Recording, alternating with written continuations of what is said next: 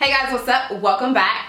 Holy crap, we're about to talk about this palette from Pat McGrath, and I have the Mothership 3, which is the one that I hauled in my recent Sephora haul video. I finally wanted to film a full review for you guys because I've actually been playing with this palette all week, and I just wanted to share my thoughts on this palette. First off, let's just go ahead and start off with the packaging. So I don't even know why I'm trying to put this in here.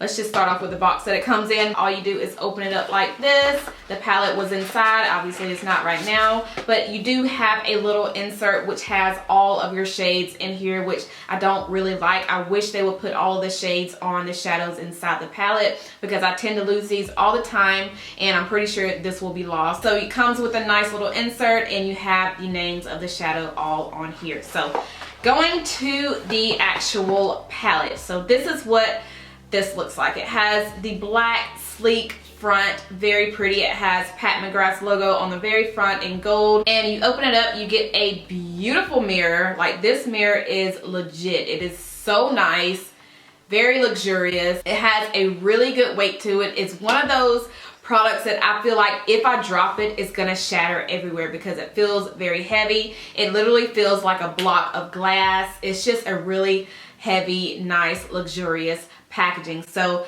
yeah, let's go to the price. The price is $125. Let's go ahead and put that out there.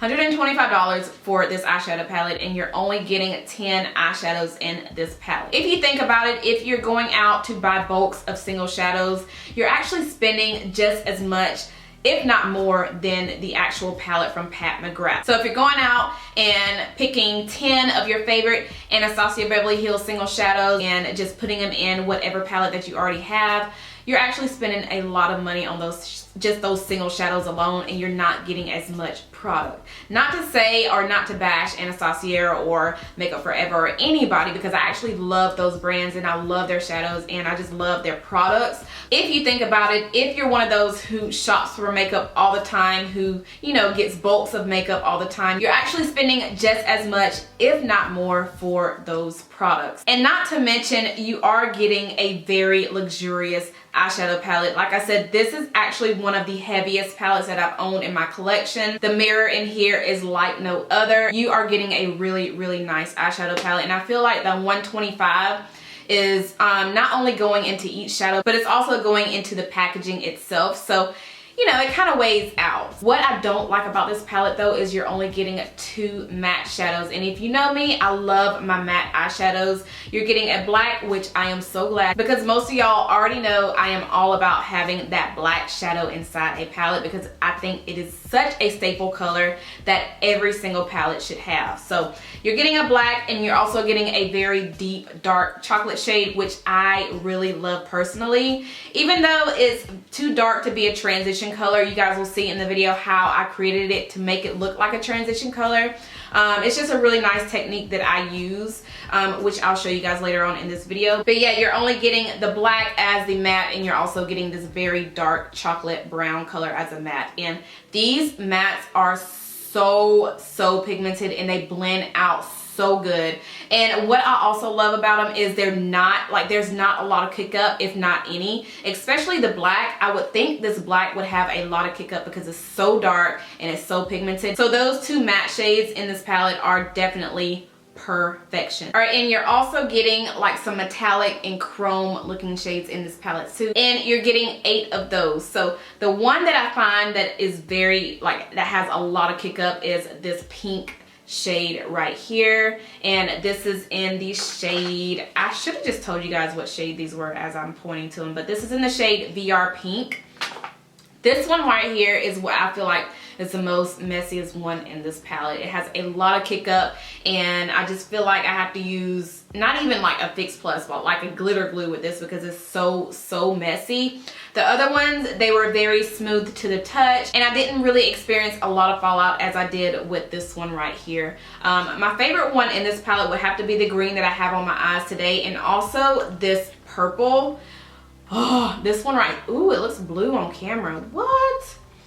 It looks purple when I stare down into it, but once I put it up, it's like a shift of blue and purple. And that's another thing I really like about this, because some of them, they have a nice little shift to them. So if you look at them one way, it's one color, and if you look at them the other way, it's another color. So I love, love, love that. So yeah, so this blue purple tint and then this really pretty violet one, these are hands down probably my favorite ones in this palette. So the green, this one, and also this purple one right here. And I'll actually show you guys swatches of all of these as the video goes on. So I'll put a clip of all of the swatches in here so you guys can see how they swatch. But those 3 shades in this palette are hands down probably my favorite. All the other colors are really nice too. It's just that those 3 metallics are the ones that really, really stand out to me. And you guys will see in the swatches, they are absolutely stunning. So I'm really pleased with the mattes, and I'm also pleased with some of the glitters in here as well. Now the texture of these metallics or the glitters or the shimmers, or I don't even know what finishes these are, but let's just say metallics. Some of them are different than the others. Like I said before, this pink one right here is very chalky. It feels very dry and gritty. Some of the other ones, they feel very, very soft to the touch. Like this green, it literally feels like I'm rubbing like a cream because it's so, so soft and so creamy. But it does have chunks of glitter in it, but the chunks are not as chunky as this pink one right here. And this purple, like this deep purple, this one is also very, very soft and creamy to the touch. But it also, I mean, they all have like very, very finely milled chunks of glitter in them. But these are absolutely stunning, and I'll be swatching all of these so you guys can see the swatches up close. And then we have the black one, which is like a gunmetal, which is absolutely beautiful.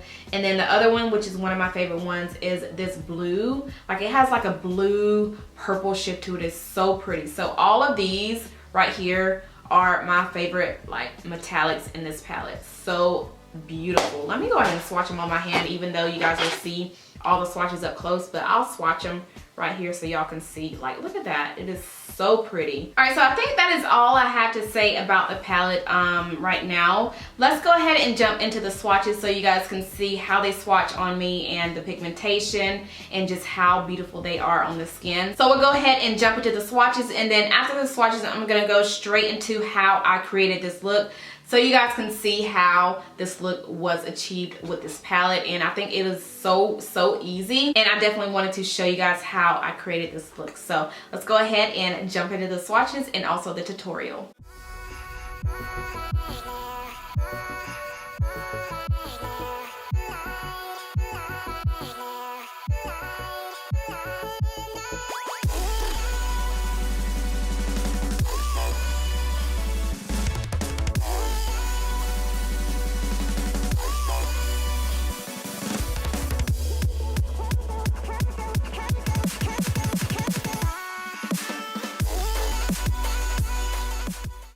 So I noticed this palette did not come with a transition shade at all. Like there's like no transition shades. So what I did was I took the matte dark chocolate and I just put it all over my lid like so.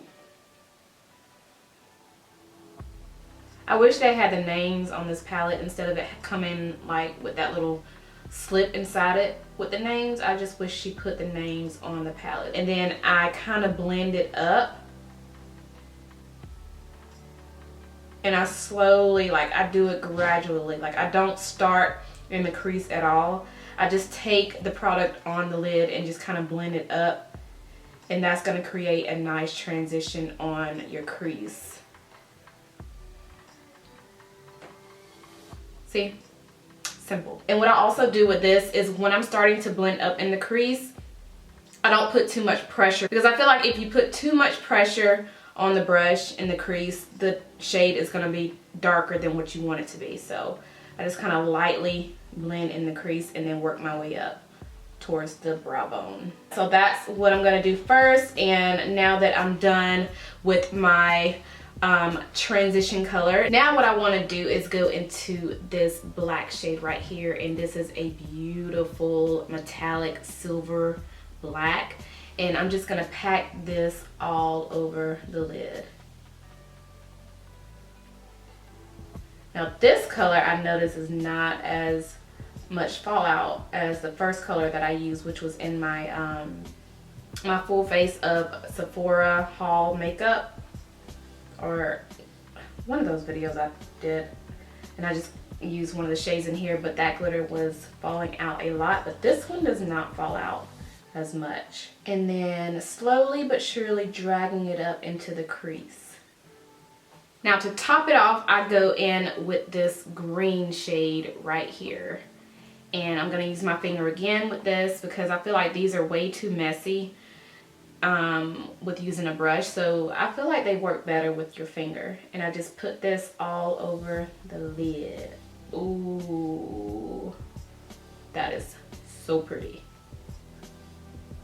For the inner corner, I used this light champagne color right here. And I just kind of mix this in with that green shade, but I put this on first. And then I go back into this green.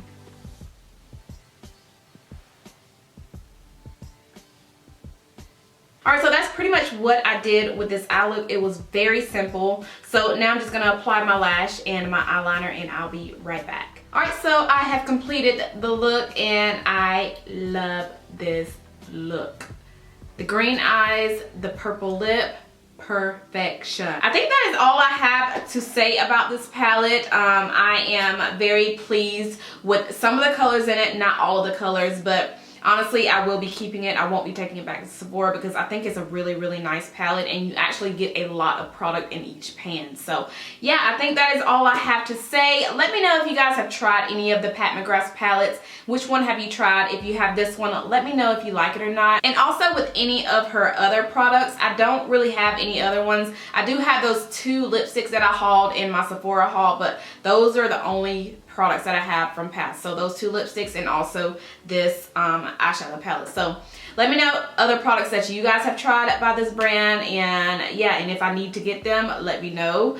But I think that is everything I have for this video. I hope you guys enjoyed it, and I hope it was helpful for those of you who have, you know, kind of been on the fence with getting this palette. You're actually getting a lot of product and some of the shadows, even though it's not all of the shadows in my opinion, but some of the shadows in here are absolutely phenomenal and they're just really good. So yeah, I think that is everything. I think I've already said I think that is everything like 50 million times already, but I think this is everything I have for this video. So if you enjoyed it, make sure you thumbs it up, and if you're not subscribed, don't forget to subscribe before you leave. That way you guys will never miss an upload from me. So yeah, I think that is everything I have. So thank you guys so much for watching, and I'll see you in my next one.